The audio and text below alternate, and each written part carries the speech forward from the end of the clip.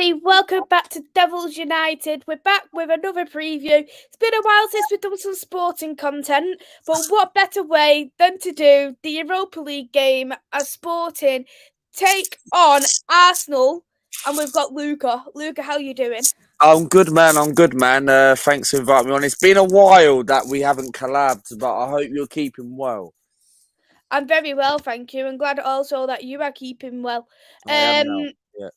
We'll hit the chat and then we'll get on to the Europa League fixture. Good evening, Niall. I hope you're well. Thank you for coming in. Good evening to you, Ravet. I hope you are well. Thank you for coming in. So we'll go off first with how you think Arsenal have done in the Europa League so far, because you finished top in the group, but I suppose would you say that was kind of expected with the group you had? For me, it was I think it was a really, really good group in my opinion. The only opposition was very difficult was PSV Eindhoven. We won 5 out of the 6 Europa League games. Of course, we lost away to PSV, which it was a little bit nervous towards the end. Otherwise, if we would have finished second, we would have been playing in the knockout stage, of course. And PSV, of course, are out of the Europa League. So, look, for me, I'm quite happy, okay, since we're now talking about Europa League action, and Gabriel Jesus, positive thing today that he is back. So of course he's not going to start. Going into this game, we've got a few injury doubts. Eddie Nketiah, I don't know if he's still back or not. Trossard has got an injury as well. So it is a bit of a headache whether we have to select players, because now it's the crunch time now, where we start playing Europa League Thursday, Sunday, when we're competing for a league title. So therefore, no, Sporting weren't in the last 32. I don't think they was in the last 32. They was in the what are they called? The preliminary rounds against. Yeah. Is it Mick? I can't pronounce them. Mickeland. Yeah, I can't pronounce them. If I get it up, because I'm not good at pronouncing, unfortunately. But for me, Sporting did win against because they was the team that got knocked out from the Champions League to the Europa League.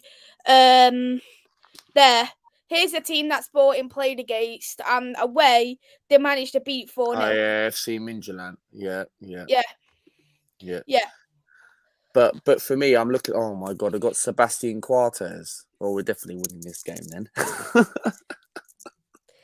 That, you know what? That's insulting to. No. I'm being serious because for me, Maisy, right? Sebastian Coates. How long's this guy been playing football? I remember him at Liverpool for what, over 10 years ago. This guy's been at Liverpool. So you're having Sebastian 32.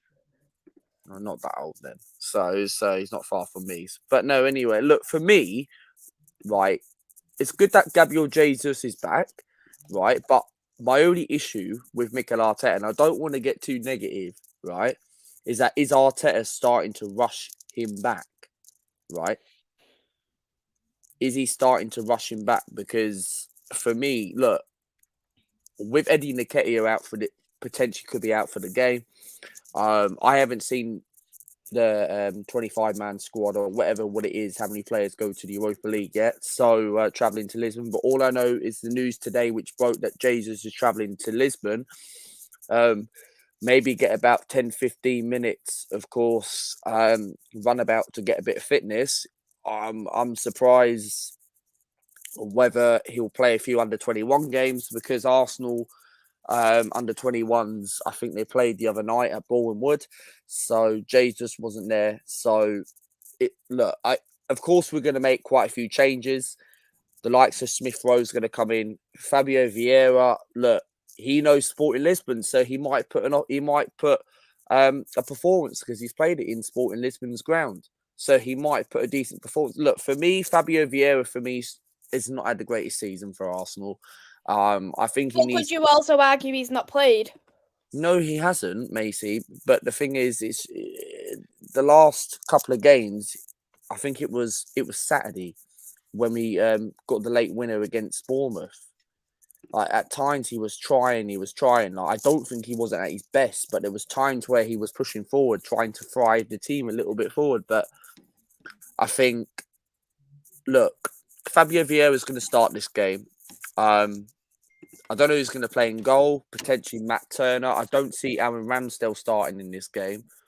So I think the Polish defender who we signed in the January transfer window, Kiviwa, I think he'll make his debut, which will be very, very interesting. So it looks like another signing. Looks like he's going to potentially make a debut where we've not seen yet. So therefore, I think Tomiyasu will come in, Tierney will come in.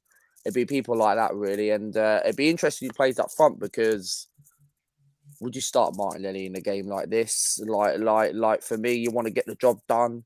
It's going to be interesting because if we're like 1-0 down or 2-1 down, perhaps if Arteta wants to take a gamble and bring Jesus on to try and rescue an away goal, there's no away goals in this competition. So,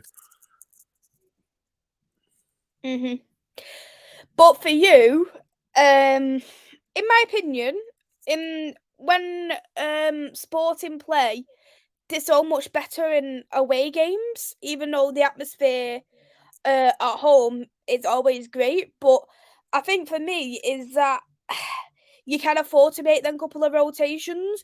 Tomiyasu though, I personally wouldn't do just because of the forward players that Sporting has. They've got Marcus Edwards, which you probably heard of, the ex Tottenham player.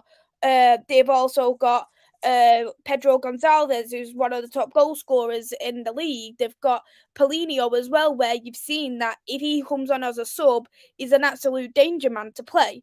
And they've also got bench players there of Arthur, Trincao. I'm not a fan of Trincao, but no. there is some danger there up front. And I think for me, you need to play I think you need to play Ben White there for me, in my opinion.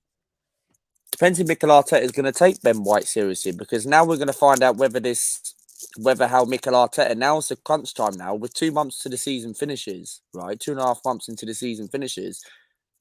Matches starting from Thursday and onwards to the end of the season. It's going to be interesting if Mikel Arteta is going to go strong team.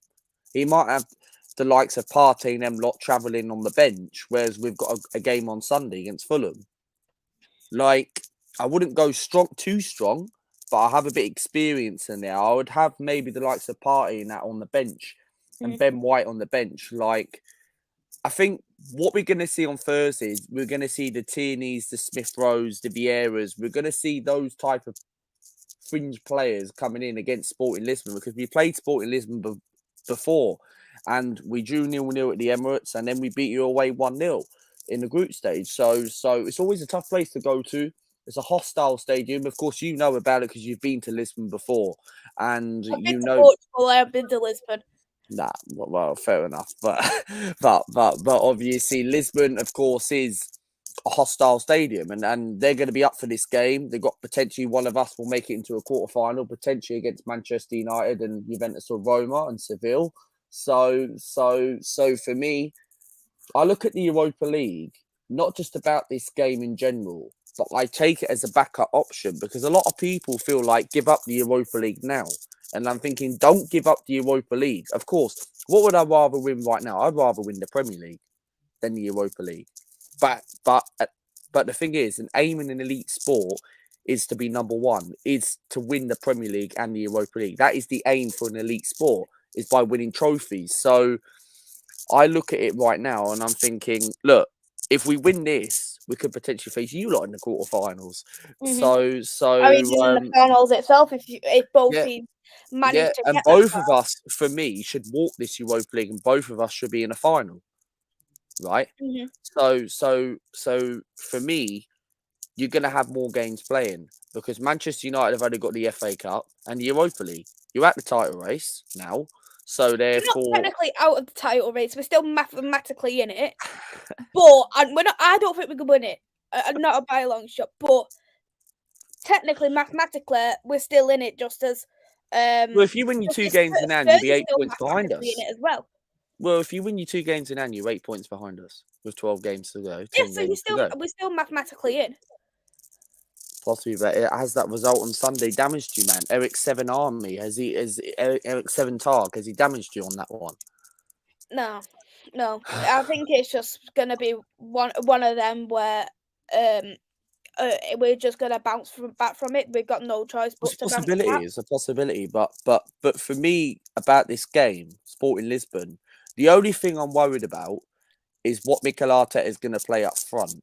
I want to see like not a fully strong team that what he plays in the Premier League, but I want to see a bit of experience and a bit of blood. Like I wouldn't start people like Thomas Partey. Like I think Jorginho might get a game because Jorginho didn't start. He hasn't, and Jorginho came on at half time um, the game before Bournemouth because he had a sickness bug. So I think Jorginho is going to start this game. And Jorginho, with his Europa League experience, the last 4 games, you take out Saturday's game, just gone, right? The 4 games before that, when Jorginho first came into the club, he hasn't put a foot wrong. So therefore, Jorginho for me, he's on good form for So, Arsenal. are you gonna say now that you're glad that you've got him?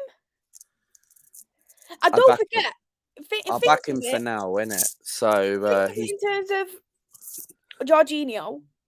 Unlike Arsenal, he's actually won the Europa League in the last 5 years. He yes. could be that difference in the Tiregate sport, and he could be the difference between you getting into the final or not, because he'll have an idea how the Europa League works. Well, he would because he's won the Europa League, and you make a good point. And he played us in the final 4 years ago, and he knows how to win it because it's a competition where Jorginho will look at it and think, right, okay, I want to win the Europa League for the second time. I want Arsenal to win a European trophy, right? And that's why you have to have people like that, man like Jorginho, and them lot would want to do their thing, and then and end up doing that. So I would start him, and I think it's going to be interesting what the starting 11 will be. And like Paulinho, of course, it's well, we know about Paulinho right now, and for me, Paulinho. Tell me about Paulinho in this game and what are Arsenal worried about? Yeah, Oh, what is the dangers of Paulinho? But for me, in terms of Paulinho, I think for me, if he was near the box, he's more guaranteed to score than not to score. He's great in the air. He's had a few corner goals this season. He's good on his one-on-ones with the goalkeeper as well. The only thing that lets Paulinho down is that Sporting for me are a very counter-attacking side. They play that 3-4-2-1 formation, and I think if you're going to play in that formation and you're going to be playing counter-attacking football, you need to have a quick striker who's able to. You need is it if you was going to look at his kind of qualities in terms of his pace, in terms of his shots, in terms of what he could do, in terms of Premier League football, it's a bit like Harry Kane. He's got the qualities of Harry Kane, but he's extremely slow. If you was yeah. to, if Sporting went to counter attack, and then Paulinho had the ball, you'd be able to catch him very quickly. But I think for me, in this kind of game, I will play I will play someone in the false nine if that was going to be Trincao, Pedro Gonzalez, Marcus Edwards. I wouldn't risk any of the newer ones of Fatawu or Rashinha, just because they are fairly young, and I think we need I think for Sporting they need a full strength squad, because if they get knocked out of the Europa League, their season's done because they're not going to win Liga Portugal. They've been knocked out of all competitions because they lost the final to Porto, and Porto won uh, the Taca de Portugal in the first ever time. And Sporting was in the last 3 finals and won the last 2. So I think for me, this is a make or break season make or break game for both Sporting and Ruben, just because I think he if he gets knocked out, he's either getting sacked or he's walking. Because he hasn't got I don't think he's got the backing of the board, and that's But do not you down think? to Yeah, but do you think, Macy, that he doesn't have the backing for it, because if he doesn't, then surely for me this manager has to go then, because you're not really I having wouldn't a sack him. great season. I Like, wouldn't sack him because in 2020 he won the league for the first time in 16 seasons, yeah. and that was a big deal for Sporting to win the league, and I think it was quite an unexpected kind of league win. And I think and then to do well in the Champions League, get it beating Ajax, beating Borussia Dortmund, they're the kind of things that makes him a great manager and gives him the great qualities. But Well, it does, because it shows a prime example that Sporting Lisbon especially can when go you've and got beat teams Partey like, at the back. and they put him in a good game against Tottenham. Yeah, he beat Tottenham. He He did. beat Tottenham at home.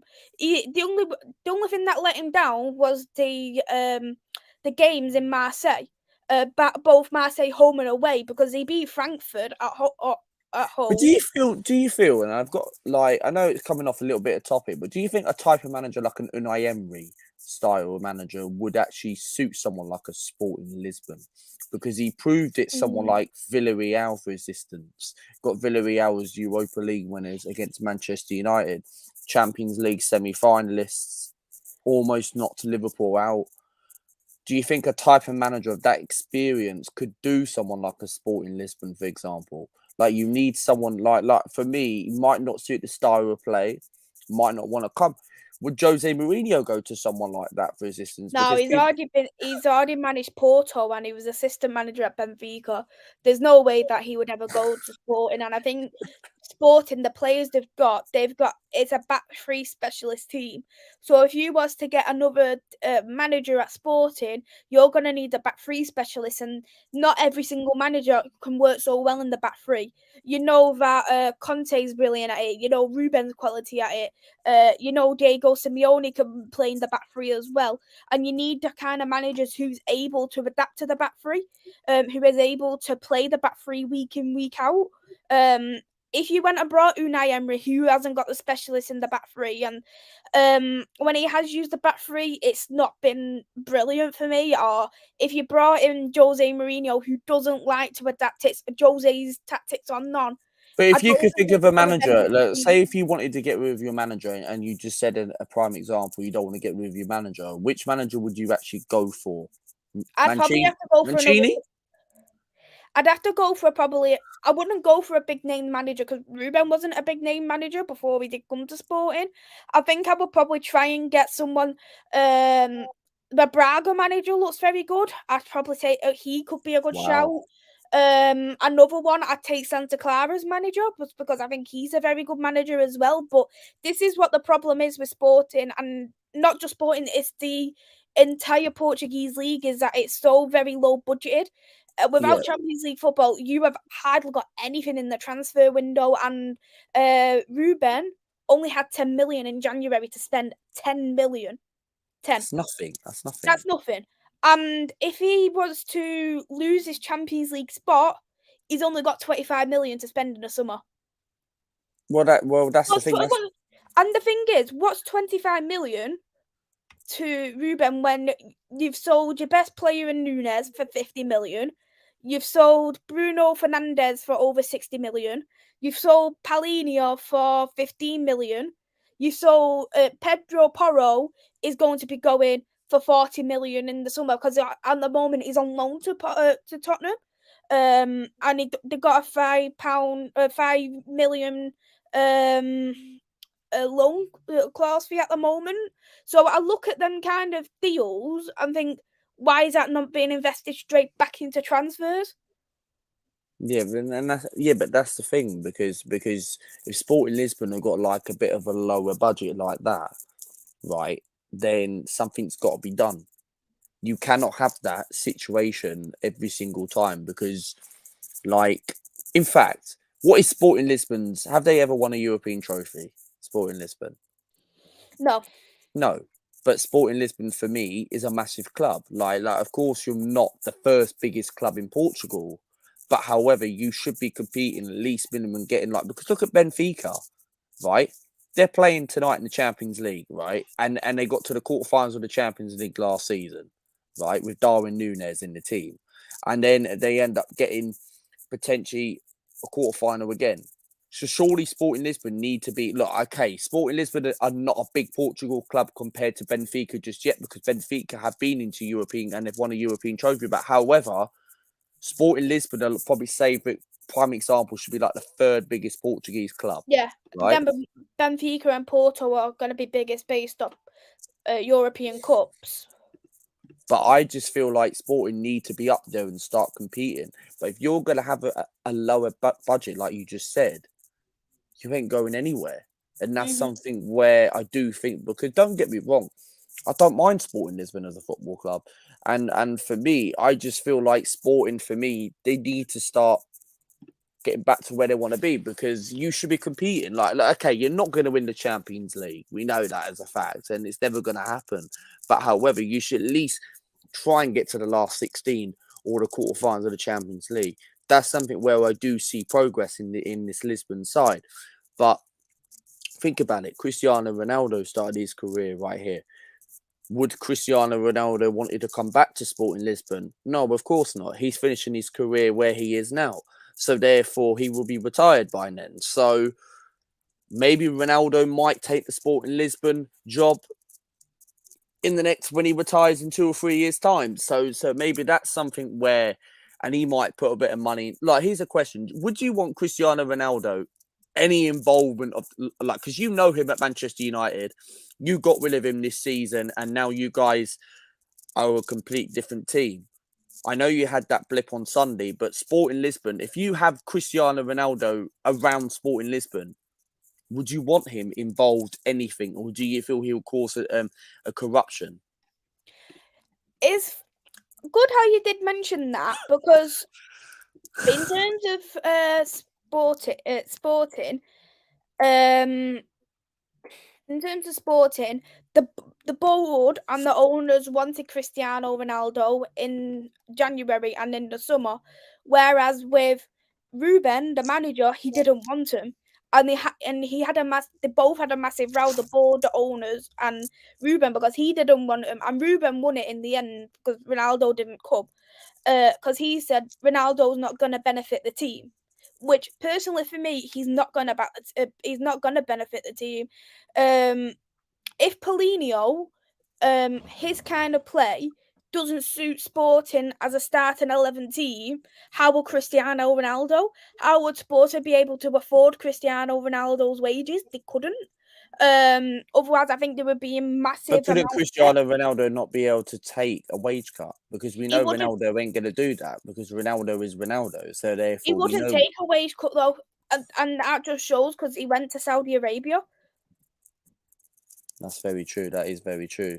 If he didn't care about the money, he would have never gone to Saudi Arabia. No, He he would have wouldn't. wanted to still play in Champions League football. So the fact that he's gone to Saudi Arabia for a massive amount of money just says otherwise. I think Sporting fans were hopeful that he was going to come, but and I read reports regarding Sporting as well, going back onto transfers, is that if Sporting fail to qualify in the Champions League in the summer, they could lose up to 4 of their best players. So Paulinho could be going. No, Paulinho isn't classed as that, unfortunately. But they've lost 2 of their main players in the summer and 1 in January. So they've lost 3 overall in a season. And that means in the summer, they could lose Pedro Gonçalves, the top goal scorer. Marcus Edwards, a very brilliant prospect. He is. Inacio, who is the best left-footed defender in Liga Portugal, and Ugarte, the only defensive midfielder they've got left. Yeah, but this all is the thing. going to Premier League football. Would they come to Arsenal, though? Are they good enough to play for us? I think for me, in terms of the team that you have got, Marcus Edwards could be a great backup for Martinelli, in my opinion, because he can play on the left and the right. Mark Edwards is Tottenham. Yeah. Yeah, but would he want to come? Would he want to come? That's the thing. Because he might want to go back to family, who lives in London. He does. And then you look at Pedro Gonçalves. I think the way Pedro Gonçalves plays, because he's one of the most versatile players. He could play on the left, he could play on the right, he could play in the middle, he could play as an attacking midfielder, and he can play as a box-to-box midfielder. So he Of can course. play in 5 different positions. And I think most teams are going to want that in the Premier League. But from what I have heard, he's linked to Aston Villa. Unai Emery is wanting to sign him. Ugarte is linked to, I think it's 5 different clubs. And a couple, who was the club? One of them being Liverpool, one being Tottenham as well. Liverpool. Yeah. Wow. Him going to Liverpool. You sure that's going to make Liverpool push forward? I think he'd be by far their best midfielder. Well, better than Jordan Henderson and Milner in the team, so therefore I can't complain. There's some new people in the chat, so I'll just quickly say hi to people. Yeah, say hello to everyone. Hey there, Vincent. Thanks for coming in. I hope you are well. Hey there, Paul. I hope you are well. Thank you for coming in. Hey there, Arsenal, Alex. I hope Big you shout are out well. to Alex. You right, man? And thank you as well for subscribing to the channel. Hey there to my dad. I hope you are well. Thank you for coming in. Hey there, Guna Gathering. I hope you are well. Thank you for coming in, and thank you as well for subscribing to the channel. So we'll go back to Arsenal. Where would you see for you the rotation in this game? Do you think Nelson could potentially make a start in this Europa League game? Why not? Why not? Because Reece Nelson, for me, had a great win. He got the winner on the weekend, right? He got an assist. He changed the game. You have to put him in a contention to start this game. Like for me, my starting 11, what I would go for, Matt Turner in goal. I'd go with Tomiyasu, Kivawa, Rob Holding, Kieran Tierney. Midfield, it's very difficult to say. Probably go with Jorginho, Vieira sitting, or maybe move Vieira in the deep line. Potentially I wouldn't put Vieira in a 6. He'd have to go in an 8 or a 10 for me. Possibly. But I'd probably go with Jorginho, Vieira, Odegaard, maybe. What about Smith Rowe? Could he play in the 10? Possibly. He could also play on the wing as well. I'd probably maybe go with Smith Rowe in the number 10. On the wing, well, Reece Nelson will start. Probably on the right. Martinelli on the left. And up front, I don't know who's going to play up front, but depends if Eddie Nketiah is fit. Or, I don't know. I need to have a look at the team, but I don't know. Maybe he might go. I don't know. It hasn't been announced yet. It But hasn't for been you, announced. I know you mentioned Jesus, but do you think he might give him 50, 60 minutes, knowing that he hasn't played for a while? I think this game is a bit of a risk, in my opinion, but I think maybe he might come on as a substitution if we're losing or if we're winning comfortably against Sporting Lisbon. Then Jesus might get 10, 15 minutes under his belt, but I wouldn't start him in this game. But if we did, maybe give him 45 minutes at best and then take him off at half time, because you don't want to play him in a game like this where you've had a horrible injury where you need a fully fit Gabriel Jesus. And will he be the same player when he comes back? Because before the World Cup, I think, look what Gabriel Jesus brings. I know a lot of people, including myself, criticised about, yes, he hasn't scored in before the World Cup. There was a stat where he didn't score in 10 games or 11 games, but doesn't matter about that. As long as Gabriel Jesus is not just only brought into the football club this season, he's brought into, obviously, he carries the team. He produces creativity. His hold-up play is brilliant. His quickness feet. He's very good with assists. So, therefore, that's something where I'll look forward to see him coming back in this title challenge. So, look, I would have him on the bench if we need a goal. I think maybe if you could play Smith Rowe on the left, maybe put Odegaard or maybe play Martinelli through the middle. So, I think it's too early to start Gabriel Jesus in this game because we don't want to lose someone like that straight away to injury. Well, saying that, we've been playing well without Gabriel Jesus. So, therefore, Jesus is obviously an option where we bring him back and he can start producing again. Because do you think, right, if Jesus, would you be worried of Jesus? Would you be worried with Gabriel Jesus? Because Good at Gathering says Nelson on the left, Martinelli central, too early for Jesus. Hmm. I think if Jesus was to play, I probably would be worried. Just because of the sporting back line, because St. Justine's only just coming back from injury. He's had a fair few injuries this season. Quartez, you know what Quartez is like.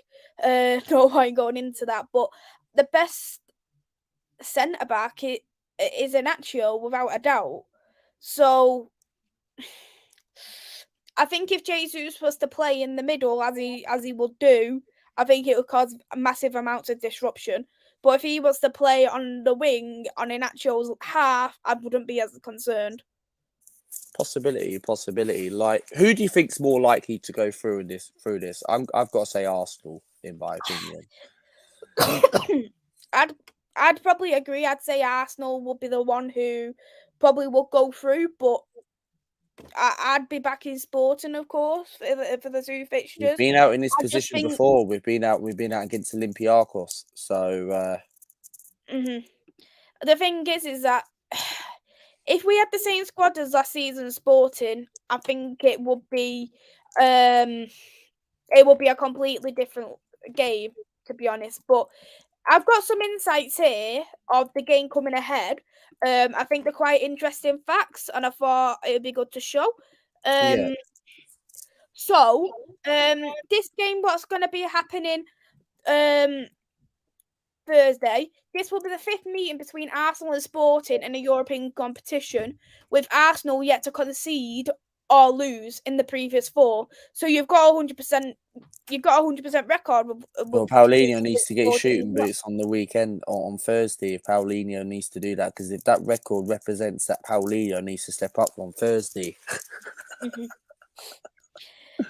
Arsenal are unbeaten in the 6 previous meetings with Portuguese opponents in the Europa League. 3 wins, 3 draws, including eliminating Benfica in a knockout stage at 2020-21. And that was, of course, in the Europa League as It well. was. I remember that. Yeah. Sporting have progressed from each of their 6 ties against English sides in knockout stages of UEFA Cup / Europa League, with all 6 coming against from different teams. So Sporting as well have got a good record against Premier League clubs.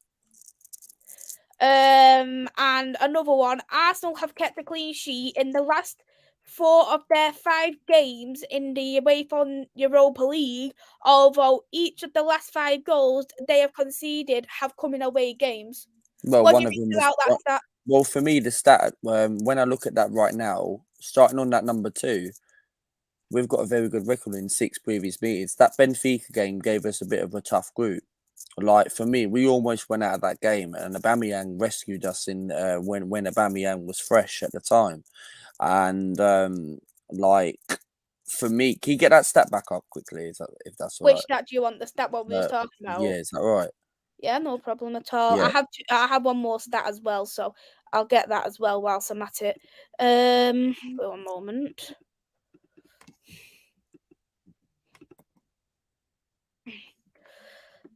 Yeah, carry on talking whilst I get it up. Yeah.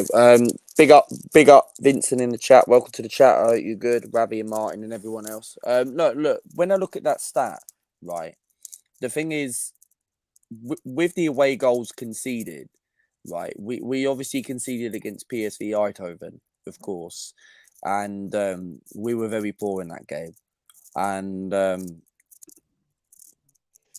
funny enough is I was coming back from Dublin that day, and I remember seeing it at Dublin Airport, and we were 2-0 down against PSV. Couldn't even find a stream or anything like that, so I had to watch it at the airport. And for me, looking at those records, I just feel like conceding away from home. I just feel like Arsenal do need to get the job done in this first leg, so they can rest players for the quarterfinal. Because don't forget, if Arsenal I don't really want Arsenal to put a full strength squad out, because after this, we've got Crystal Palace, and then we've got international break, which I'm a bit concerned about. If there's only 2 games till an international break, though, realistically, wouldn't you want to play a full strength squad? I wouldn't do it. Because let's think about it, and I think the same in terms of any football, club football. It's club football that pays the players. The managers don't owe any favours to Gareth Southgate, Deschamps, all the international managers about. They don't owe them anything. If Well, anything, saying that, you're doing them a favour, letting them go into international, letting them go to play their country. you just gave me an idea, Macy, because Gabriel turned around and said, "Right, I ain't going to the Brazil squad. What's the point?" Right? Mm-hmm. Gabriel Jesus and Martinelli and Gabriel have not been called up to the Brazil international break, so therefore Jesus is going to be fully fresh when we come back after the international break. Right, when we do have that horrible run of fixtures in April, right? And then Martinelli's going to be fresh, despite he's been on good form, right? But what I'm concerned about is about, do we risk Saka in a game like this? Where do we have to carry him to actually get us through to this quarter final? We should have enough squad, not to disrespect Sporting Lisbon. They're a good side. I don't watch Portuguese football, but I watch Sporting Lisbon when they're in European football. So therefore, right, and I've seen Sporting against Tottenham this season, and I'm very impressed with Sporting, but I just feel, why would you want to risk someone like a Saka in a game like this? Maybe have him on the bench for and don't start him in a game like this, because would you start your strong 11? Because I would rather play Saka and them lot on Sunday against Fulham, have people like Reece Nelson and them lot starting there.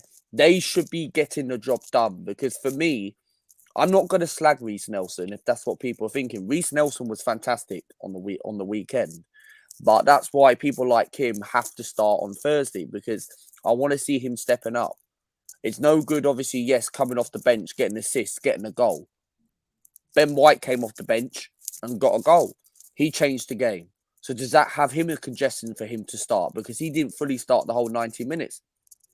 Thomas Partey, for me, right, got a goal as well. Partey was immense against Bournemouth. So for me, there's opportunity there.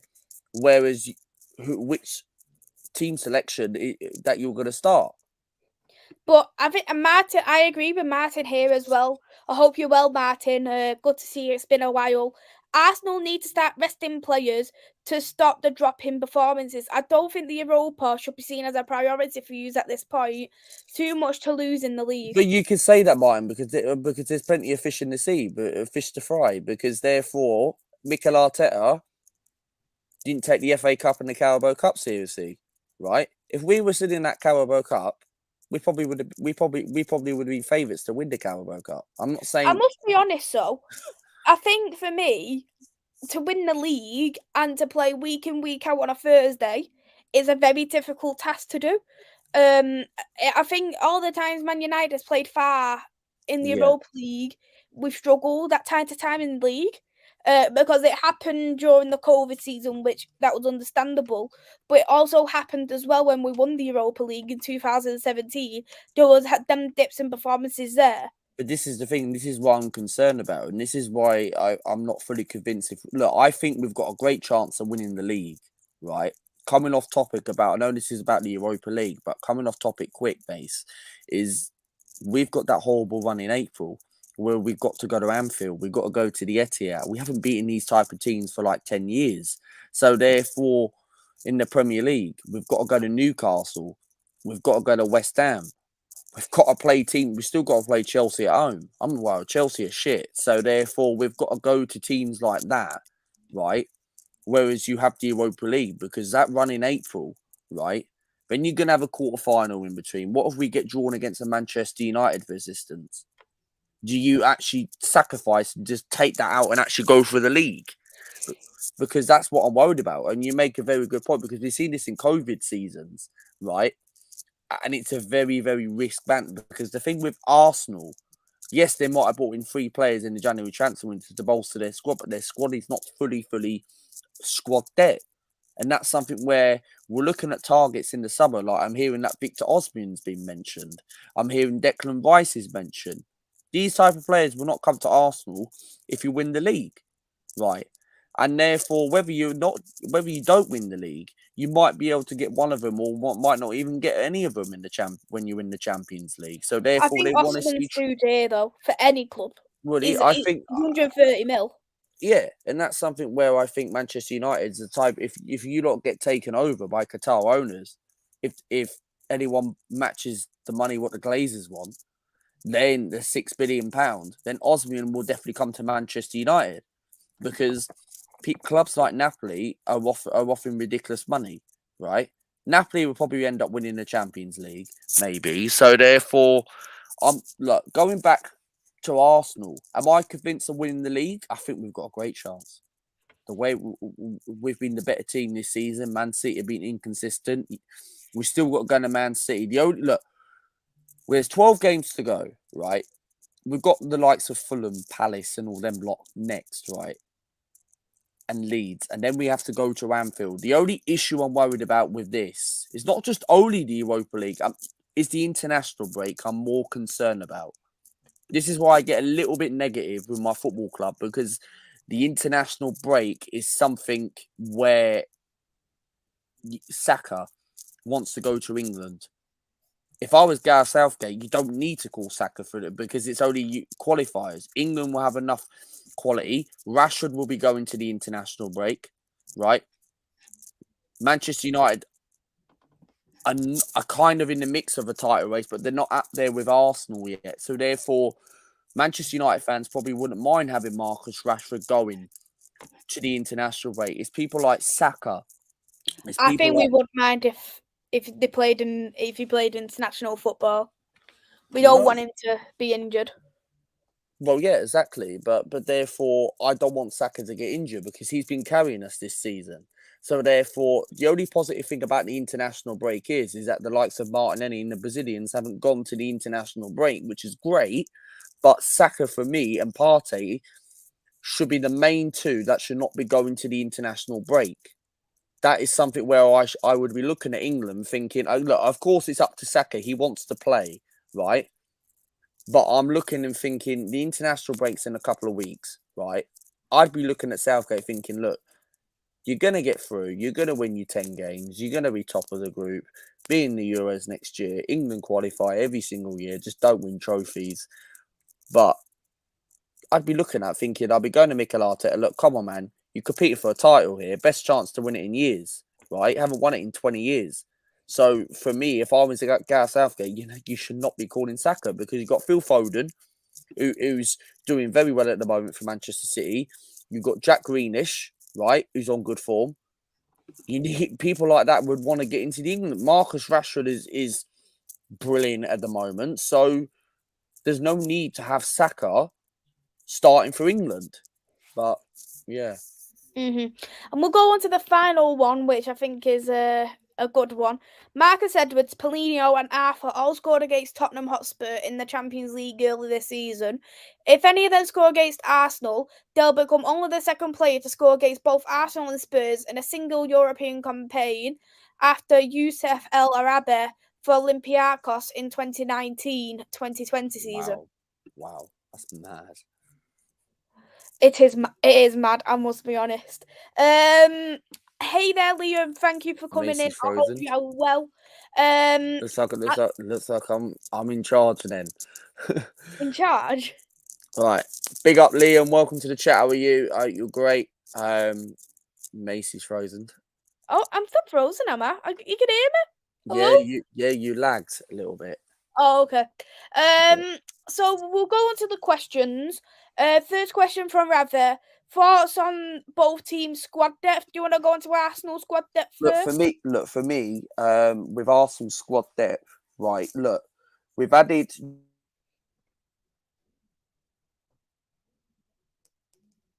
I think it's good that we've got squad depth, but it's not fully convinced squad depth.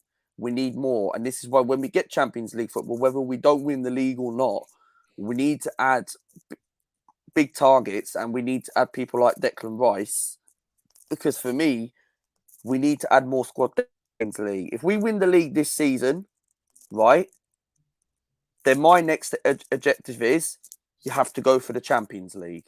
You have to add a bigger squad. You go for people like Declan Rice, and as I just mentioned earlier, and then that's what you need to do. And the problem with Arsenal is, I still think, look, if Arsenal were really that ambitious and that serious to go for someone like a Victor Osimhen, then you could push Gabriel Jesus onto the wing, because Arsenal ain't going to get someone like that when you've got Jesus.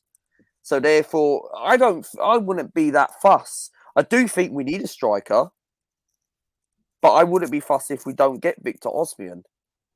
For me, I would love Victor Osimhen. I think he's fantastic. I think he's the best centre forward in the world, informed centre forward in the world. So therefore, it wouldn't be the end of the world if Arsenal don't get a type of striker like that. Arsenal do need a striker, right? Because you look at Manchester City. Manchester City have Haaland, right? Manchester United have Rashford, right? But who's their backup? No one. So therefore,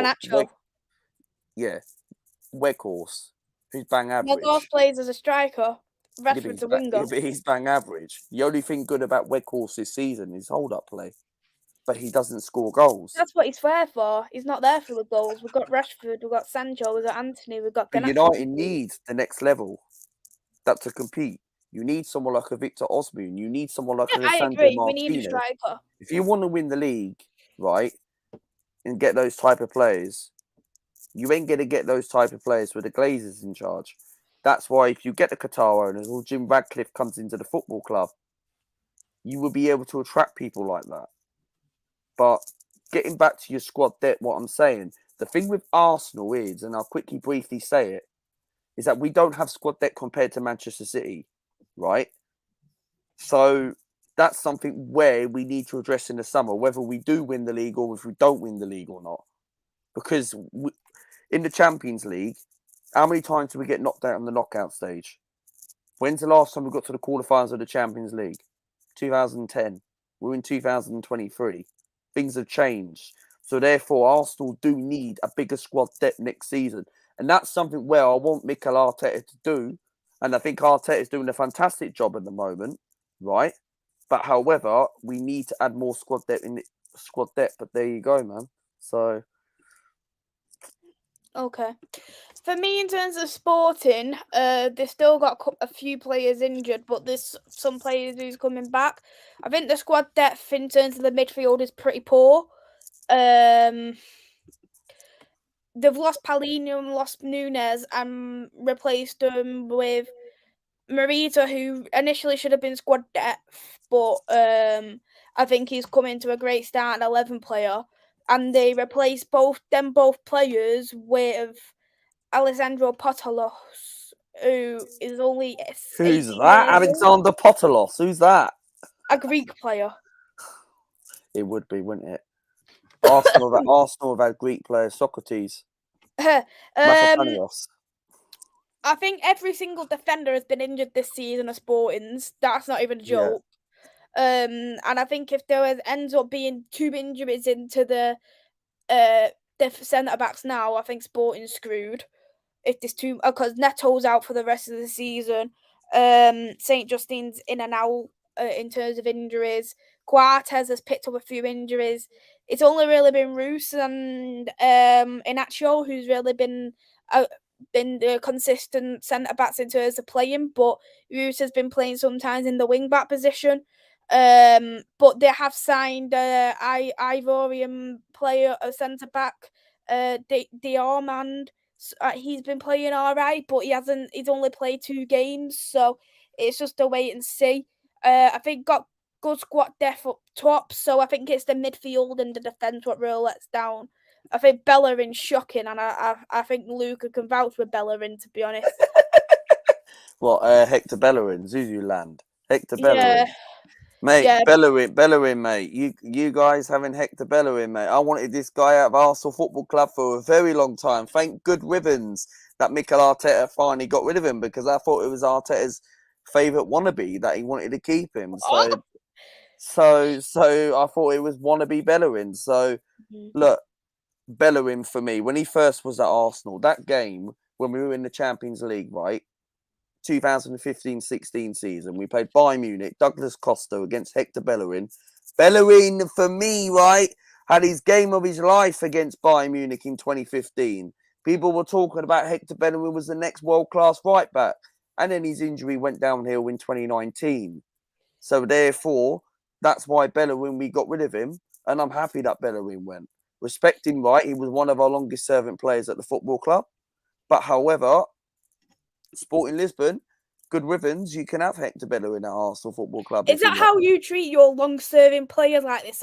Poor Bellerin. You just want to get rid of him at any point possible. That's just so horrible that you want to get rid of the likes of Bellerin, who People is don't in like. his See why people don't like my negativity. See why people don't like my negativity. He's in his prime. He's served a very long time at your club. He served 2014, 12 years at 2015. Arsenal. He scored against Liverpool once, right? He scored against Liverpool in 2015 when we beat them 4-1 at the Emirates, right? At that time, he was good, right? He had a good game against Bayern, right?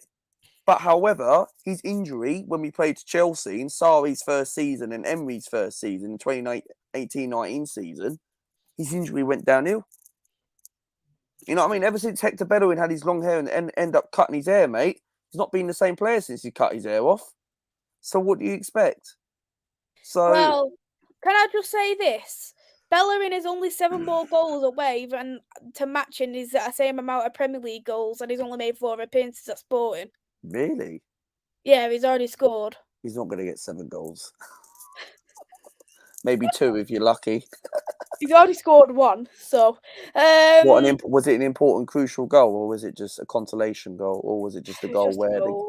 It was just one of them, it was a goal. So it's just a comfortable win then, so therefore, you know what, I'll just come on and actually score then. Yeah. Well, I think he was a sub as well, actually. Yeah. Niall, can Paulinho be the danger? Absolutely. I think the thing is with Paulinho, he's been both a bench player and a starting 11 player. I will do. I have done my starting 11 anyway, so I will show it soon. But I think, as I've already mentioned with Paulinho, he is good in one-on-ones with the keeper, and he is also good in the air as well.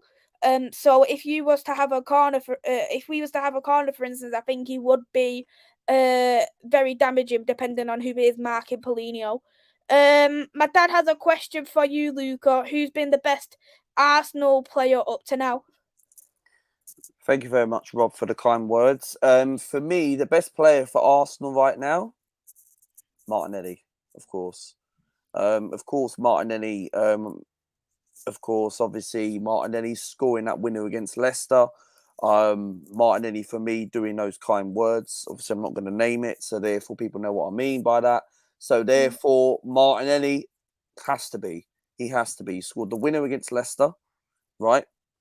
Scored against Everton. He was my man of the match against Everton last week, I think. I said it on my match reaction last week. And it's got to be Martinelli. Of course, people like Saka. Odegaard started to pick up a little bit. The last few games he dropped, scored against Everton.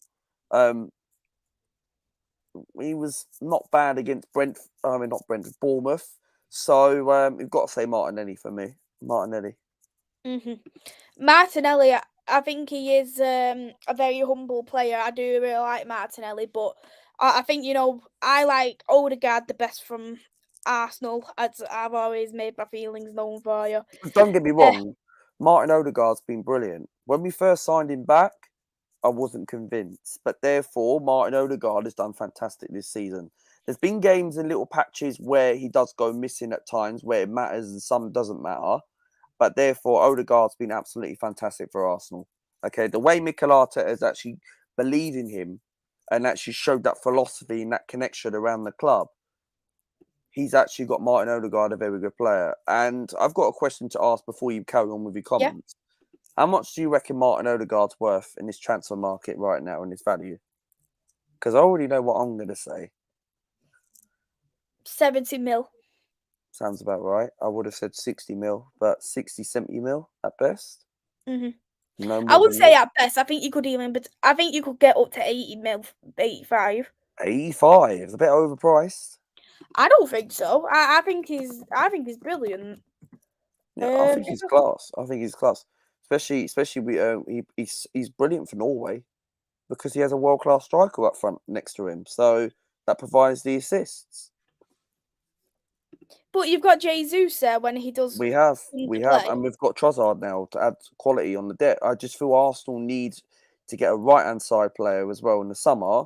I still think we need another one. I know we've got Smith Rowe there, but how long can he be consistent of playing games? Fabio Vieira can also play there, but Arsenal need another winger in the summer. We need someone like we're linked to Raheem Sterling for assistance. Sterling for me is at a crap season for Chelsea, right? And saying that, he scored tonight. So therefore, Sterling's just scored. So I've just ruined my conversation from there, people. So therefore, Sterling's just scored for Chelsea just now. So therefore, they're winning. So, but no, he would be someone who I would maybe take. But it's about the wages. Okay, we've been in this situation before. Like Saka, for me, hasn't definitely. Where is Saka? Why is he not signing the contract?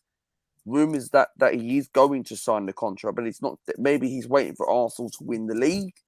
But yeah, I've got it here. Odegaard's net worth according to Transfer Market. He is worth 60 mil. So you're spot on, Luca. I don't even need to have a look at a website. So therefore, 60 mil.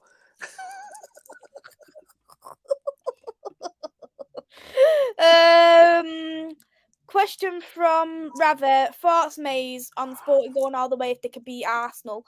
I think for me, in terms of Sporting, I think they're going to need to take this competition seriously, as I've touched on before, just because the league is completely out of depth now for Sporting. And I think that's the best way of them getting into Champions League football.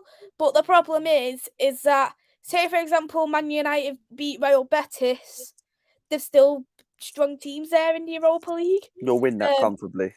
You got a 41-year-old retirement striker still playing, Joaquin. So what's he going to do against United? So you'll beat them comfortably. And you've still got the likes of Roma, who's won the Conference League and who's doing well. They're very good. They're a very good team. They're top of the league at the moment. Juventus, they're going to want to take the Europa League seriously because of the 15-point reduction. But saying that, I've got a question about that. Right? If Juventus do win the Europa League, right, would it matter about the 15-point deduction? There's not going to be anything financially what's going to go around the club because they'll get Champions League. A club like the Juventus were very good a few years ago. Get Champions League football. Would people look at that thinking, right, okay, we'll go to Juventus, despite they've had some financial rubbish problems. Would people want to go to Juventus? It depends. I'm not too aware of the ins and outs, but I know that they've got issues in terms of the board and stuff as well, which is bad thing for Juventus point of view. So I think it's just all depending on where they're going to land up and what's going on with the business. Because from what I've heard, they could be rewarded their 15-point reduction back again. Really? From what I've heard, yeah. What? It doesn't make sense. What? It does so not. That means Juventus could be like top 4 resistance. If they get their point reduction back, they'd be second. Yeah, but probably like 10, 15 points off Napoli for assistance. But they would take second this season. I'm literally going to be looking. I'm looking at the table now. So they got 35 points. So they'd be on 50 points. So they'll be still 15 points behind. Yes, I said about 15 points. That's another thing. So I don't need to have a look at the computer either. So there you go. So look, 15 points behind. They would take second this season if it's true. Where are they currently in the league right now? Top half? They're in 7th. So they're Conference League. They're 7 points behind Conference League. A club like that would not want to be in the Conference League. But saying that, their squad's not that great anymore. Well, anyway, let's be honest though, if they had a 15-point, they've got a 15-point reduction, they'd be happy to take the Conference League than nothing because they'd be losing even more money. They'll walk that with people like Di Maria in there. But would Di Maria want to play Conference League football? No, of course not. He's still a profile player at his age. He would want to play Champions League football. He hasn't got long left in his career. He's probably got about 2 or 3 years in him. But however, Di Maria for me he'd probably go. He might want to go back to Benfica for assistance.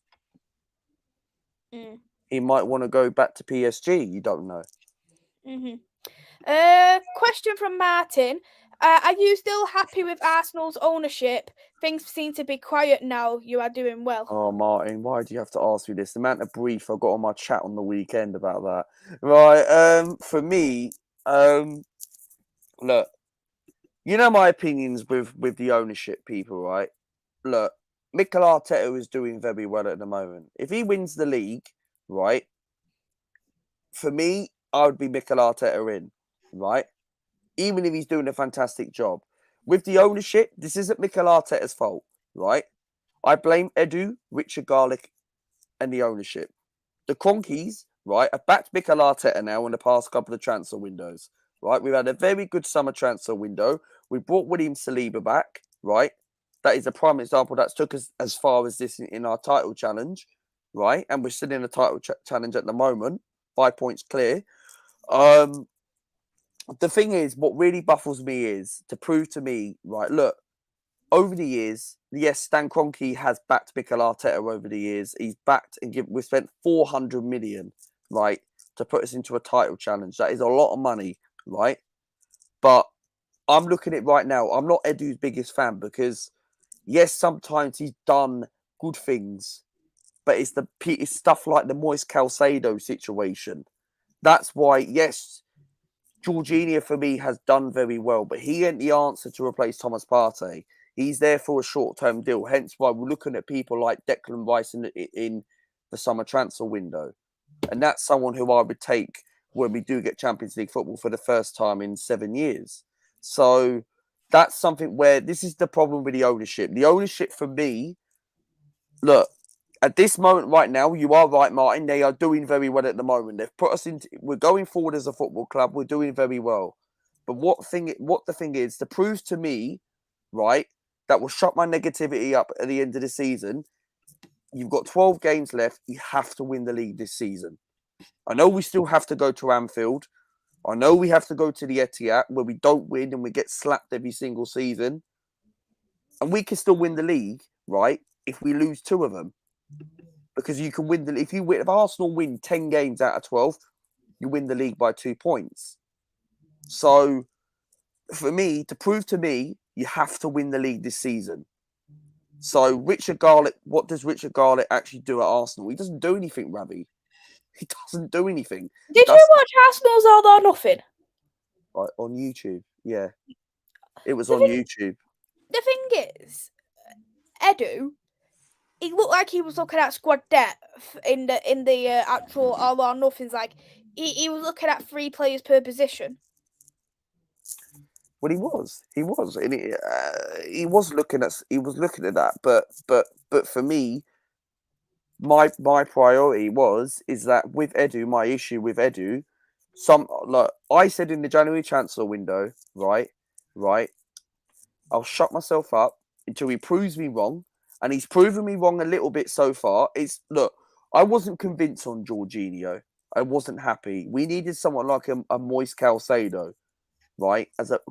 Because if we would have got someone like that, we wouldn't have been going after Declan Rice in the summer. That would have been our midfielder done. Okay, we would concentrate on a centre forward. But I do think situations like, oh, it's a panic buy. Let's call Cobham training ground and end up saying, you know what, Jorginho, do you want to come to Arsenal Football Club? Right, we're already around the corner. Right, it's situations like that which really put me off for this football club. But this fan base believe and thinking, right, they say to me, oh yeah, it doesn't matter, he's got Premier League experience, right? But for me, if Arsenal Football Club want to challenge for the honours, and for me, we're in a title challenge at the moment, and if we do win the league this season, then even if we don't win the league this season, we're still going forward as a football club. But for me, if we do win it this season, we have to go again next season. We have to keep challenging. It's about maintaining it, right? Don't just win the league this season and then, you know what, we've done it now, we'll wait another 10 years' time. Because that's not how, for me, when we were linked with people like Moise Caicedo, before we did bring Jorginho, if you want to start acting like a big club, you've got to get your targets in now. Because I know Mikel Arteta wanted Jorginho, right? But at first, he wanted Moise Caicedo. That's why I was a little bit negative on transfer deadline day. That's why there's situations like that where it's panic buy. You can't keep going for these Chelsea rejects, right? You Is have to go. Jorginho a Chelsea reject though? If he's won everything apart from the Premier League. Yeah, well, what he is, because for me, think about the players who we brought over the years at Chelsea: Willian, David Luiz, Gallas, Ben Ayoun, all these players. Check. Yeah, but I think for me, Czech was an outstanding goalkeeper, and Well, with he was. Jorginho, John Terry said, right, when we signed Czech will save you 10 or 15 points. And his first season, we finished 10 points off Leicester, right? Because we lost to teams like you. So therefore, when Rashford made his debut, so therefore, it's situations like that. And this is why my standards are this season, right? Is I want to win the league this season. To prove to me, I want everybody to prove to me that I can prove myself that I am wrong. Do I think we'll win the league? We'll find out in April what my answer is to that. come on, you've got to say yes or no now. You've asked yourself a question. I don't know. That's my answer to that. Depends what happened. We've got a chance. That's all I will say. We're going to find out where this Arsenal side really are when we do go to Anfield and the Etihad. And if we can pass that, we're winning the league, 100%. Yeah. Question from Liam: has Bellerin been any good? He's played more as a bench player. This I think he's probably started one or two games. How old is Hector Bellerin?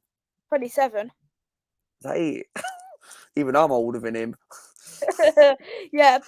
He's mostly come off the bench because Sporting has still got Estagio, so I think he's just his backup because Estagio wasn't on Pedro Porro's level and they I think couldn't. Bellerin done more better when he was at Real Betis. I think he was brilliant a lot. I watched a couple of games in La Liga when Real Betis were playing like all the big teams in Spain. I thought he was more better at Real Betis. I really did, because at Barcelona he didn't really get a lot of game time because it's very difficult to get into a Barcelona Real Madrid side. And I know Barcelona are not the Barcelona what they were before, but they're still a good team when they can be. So I think Bellerin for me was more better at Real Betis. I think I haven't seen him play at Sporting Lisbon, so I don't know. You know more information. You watch the Portuguese football every week. Crap. It's just crap. Yeah. But in terms of Bellerin, he was a backup choice for Lamptey because Sporting initially wanted to sign Lamptey from Brighton, but Brighton rejected because I think Sporting wanted Lamptey. Sporting wanted Lamptey. Jesus. I can't believe it. I can't believe that. So I will do two more questions here. Okay, question made thoughts on Sporting's bench. Is there any game changers? Arthur, Trincao, Paulinho, if he was to come off the bench. There's definitely some game changers, but the squad depth isn't as there as Sporting probably would hope for there to be. What I'll do, I'll just quickly show my lineup for the Sporting game. And hey there, I like coffee. Thank you for coming in. I hope you are well. I've done my starting 11. Let me know if you know any of these anyway, Luca. So I've gone for Aidan in goal, Inacio, Quartes, St. Justine in the centre-back positions, Ugarte, Marita in the pivot, Nuno Santos, Estagio in the wing-back positions, Marcus Edwards, Pedro Gonzalez on the wings, and Paulinho up front.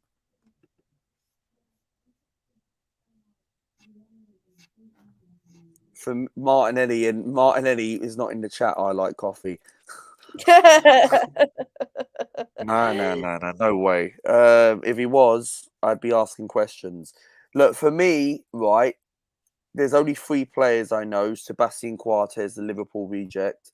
Edwards, of course, from Tottenham, and Paulinho, of course. So there's only 3 players I know. The rest, I do not have a clue who they are.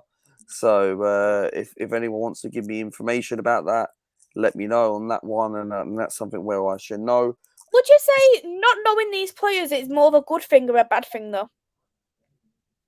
It's a good thing in a way, because people might say to me, "Oh, it's a bad thing because you don't know if they're good." But to me, I think it's a good thing.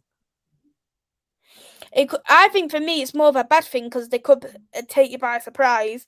Aiden for Possibly. me, I think he's a crap goalkeeper, but the backup goalkeeper is nowhere near good enough. So therefore, you don't have a goalkeeper, then that's good enough. Then basically, What? so basically, you don't have a good goalkeeper. Basically, You could say that Aiden has cost Sporting a lot of points this season. He's cost them Champions League knockouts as well. So Inacio, I think he's a great left-footed defender, and he was linked to Man United in the summer before we got Lisandro Martinez, and I think he was one of the ones who is rumoured to leave. If for instance we don't get Champions League football, St. Justine, he come in the summer. He's had a fair few injuries, but he's got real pace, and he can also play Nestagio's position as well as more of a did forward you have a role. Barcelona player that played for Sporting Lisbon? Sorry for coming off subject, but did you have a Trinco? No, Jeremy something, Matueo or something like ex-Barcelona defender, French international. He's retired now. I'm not sure. He used to He play for probably Sporting has Lisbon. retired. Sporting Lisbon player, played for Barcelona. He's probably Defender, retired. centre back. He don't play anymore. No. I remember him at Sporting Lisbon. But he's got one of the fastest. He's actually regarded as one of the fastest players in the Bundesliga, St. Justine. So he could be a surprise package. Nuno Santos, he's a winger, but he's playing as a wing back. He's got the third highest goals and assist record for a wing back in Europe, in all of Europe's top 5 leagues. And as well, he's the best crosser at Sporting. Ugarte, defensive midfielder. He's basically a workhorse, as well as Marita, another workhorse. Estagio, don't really rate him, but he's best out of him and Bellerin. Marcus Edwards, you already know. Pedro Gonzalez, he's the versatile player who's linked to Aston Villa I mentioned earlier on. And I think he can cause danger if he finds some pocket of space in the Arsenal's defence. And we know of Paulinho as well. So we'll wrap it up here anyway. Thank you, Luca, for coming on. Would you like to give your prediction? Yeah, score prediction I'm going to go for is 2-1 Arsenal. I do think this will be a difficult game, but I do think we will have enough quality, especially with Sebastian Coates at the back. I really hope I don't jinx this, and I really hope that Sebastian Coates doesn't have a masterclass performance, and I hope he doesn't actually score, because if he does, I would not be happy. But therefore, I would go for 2-1 Arsenal. Thank you very much for inviting me on for this Sporting Lisbon preview. It's been good. You're very welcome. And you haven't seen Coates yet as a striker, so... What? Sebastian Coates, mate, you're talking about FIFA, mate. If you're gonna, I'm not talking FIFA. I'm being serious. No, I'm being serious, right? And people could back me on this, right? If you're gonna play Sebastian Coates, Maisy up front, you might as well put flipping. No, this is not a joke, right? We had like Sporting had a couple of injuries in one game, and he ended up putting Coates as a striker. Is he even any good? Are you being serious? Yes. Oh my god, I could just imagine that. Imagine me playing FIFA. Coates actually played as a striker. Imagine me playing Sebastian Coates up front. People would be saying to me in the comments, "Why are you playing the defender up front?" I can't believe it. I can't believe it. I'm gonna go for a 1-1 draw, same as Liam. I think if Sporting was to get a draw, I think it leaves a lot more open play coming into the Emirates. But ideally, Sporting do need a win. We're an Emirates fortress, so therefore we'll probably beat you at the Emirates. So sorry to give you a bit of hope, Sporting Lisbon supporters. Well, Luca, would you like to shout out your socials? Yeah, well, I'll tell you what's coming up, people, so people could Yeah. turn the notification bells. Yes, subscribe to my YouTube channel, Luca AFC. We're on the road to 2.9k, so we're about 61 away from there. So therefore, we have a little bit of a milestone to do that. What's coming up on the channel tomorrow? Of course, you'll catch Maisy on my channel tomorrow night, of course, for the preview as well. Thursday be the match reaction straight after the game. So if anyone wants to come on the channel, if Maisy wants to come on the channel for the match reaction, let me know. So therefore, Friday the top six show, and Sunday the Fulham match reaction. Unfortunately, I couldn't get a Fulham fan, so therefore, so make sure you guys turn the notifications on so you never miss a brand new upload, and follow me on Twitter on Martinelli AFC, and follow me on Instagram, and you know where I am, so I don't have to send my links across to people. So there you go. Thank you very much, Luca. If you haven't already, go and give Luca a subscribe and check his stream out tomorrow. I'll be on there 8 o'clock. If you're new onto this channel, hit that like and subscribe button. Thank you, Guna Gathering, and thank you, Arsenal Alex, for both coming onto the channel. Much appreciated. I'll be live on Friday next. I haven't got a time as of yet, but it will be either 8 or 9. Football Power Hour is back. We'll be doing a preview for Southampton game. So go and check that out and take care. See you Friday. Bye bye.